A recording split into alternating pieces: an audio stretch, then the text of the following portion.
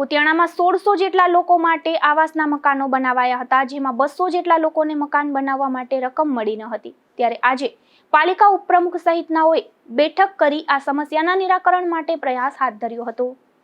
દરેક પરિવારને પોતાનું ઘરનું ઘર મળી રહે એ માટે પ્રધાનમંત્રી આવાસ યોજનાઓ દ્વારા ઘર અને મકાનો બનાવી દેવામાં આવ્યા હતા। તેનો લાભ સામાન્ય જનતાને મળે એ માટે પૂરતા પ્રયત્નો કરવામાં આવ્યા હતા, પરંતુ કોઈ કારણોસર 2019ના મંજૂર થયેલા મકાનોમાંથી 200 જેટલા આવાસ મકાનમાં લોકોએ પોતાના ઘરનું કામ પૂર્ણ કરી દીધું હતું, છતાં ઘણા લોકોને સરકાર તરફથી મળતા પૈસાની સહાય મળી ન હતી। હવે તેને લઈને પણ માત્ર 1 મહિના જેવી મુદત બાકી રહી હતી। ત્યારે આ બાબતની જાણ નગરપાલિકાના ઉપપ્રમુખ કાનાભાઈ જાડેજાને થતાં જ તે કંપનીના કોન્ટ્રાક્ટરને તાત્કાલિક બોલાવવામાં આવ્યો હતો અને જે લોકોના પૈસા બાકી છે તેમને તાત્કાલિક ચૂકવણી થાય એવો પ્રયાસ કરવામાં આવ્યો હતો। ત્યારે કુતિયાણાના સોની સમાજ ખાતે બેઠક મળી હતી, જેમાં જે લોકોના મકાન પૂર્ણ થઈ ગયા છે તેમને તાત્કાલિક સહાય આપી દેવાની અને જે લોકોના બાકી છે એ 1.5 મહિનામાં પૂર્ણ કરી દેવાની અલ્ટિમેટ આપવામાં આવ્યું હતું। આજ તારીખ 11/8/2025ના રોજ અમારા કુતિયાણાના ઉપપ્રમુખ શ્રી કાનાભાઈ જાડેજાના આગેવાની હેઠળ આજે સોની સમાજની વંડી ખાતે એક મિટિંગનું આયોજન કરેલું હતું।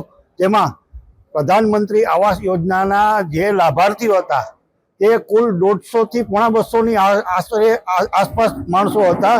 તેના પહેલા સ્ટેજ તેમજ બીજા સ્ટેજના હપ્તા પડી ગયા, બાકી છે અને અગાઉની સરકાર દ્વારા આ લોકોના હપ્તા સમયસર મળેલા ન હોય, જેથી અમારા કુતિયાણાના ઉપપ્રમુખ શ્રી કાનાભાઈની આગેવાની હેઠળ તેના જણાવ્યા મુજબ અમારા કુતિયાણા નગરપાલિકાના બોડીના તમામ સભ્યોશ્રી તથા અમારા પ્રમુખશ્રી હાજર રહી અને આ તમામ લાભાર્થીઓને વહેલી તકે આ હપ્તા મળી રહે અને એના કાર્યકાળ પૂરા કરી 1.5 મહિનાની અંદર માટે બધાને પોતાનું ઘરનું મકાન મળી રહે તેની જહેમત ઉઠાવી રહ્યા છે।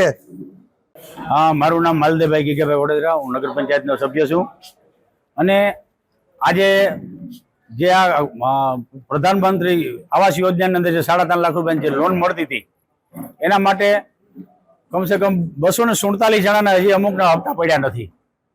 जेना पहला स्टेजमां पड्या छे, बीजा स्टेजमां पड्या छे અને છેલ્લા સ્ટેજમાં જેને અમુક બાકી છે કામ એના પર પૈસા હજી સુધી પડ્યા નથી।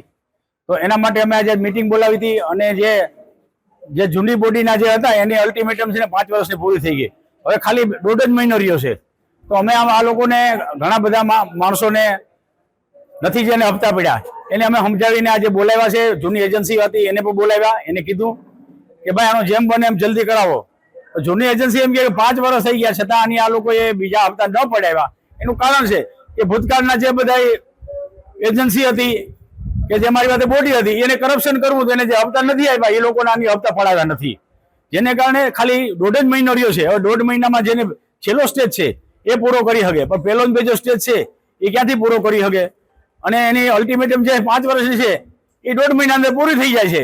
જો અત્યારે અમે એમ કહીએ કે ભાઈ તમે જે પહેલા બીજા સ્ટેજના છે તમને હાલો તમે તાત્કાલિક કામ કરવા માંડો, એ ગમેનાથી આ ડાઉસીના નાના માણસો છે, મધ્યમ વર્ગના છે, મજૂર વર્ગ છે, એ જો ક્યાંથી પૈસા લઈને ધારો કે મકાન બનાવવાની તૈયારી કરે અને 1.5 મહિનાની અલ્ટિમેટમ પૂરી થઈ જાય, જો પાછળથી હપ્તા ન પડે તો અમે બદનામ થઈએ।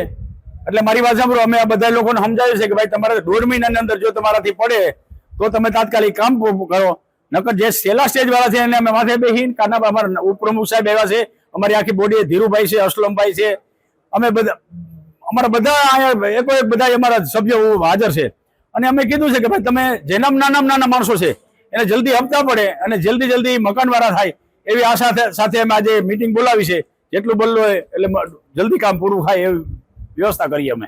જો આ મકાનનું કામ પૂર્ણ ન કરે તેવા લોકો પાસેથી સરકાર પૈસા પરત પણ લઈ શકે, પરંતુ ભૂલ કોન્ટ્રાક્ટરની હતી, તે લોકો ફોટા પાડવા જ નથી આવ્યા, જેને કારણે આ લોકોને હપ્તા મળતા ન હતા।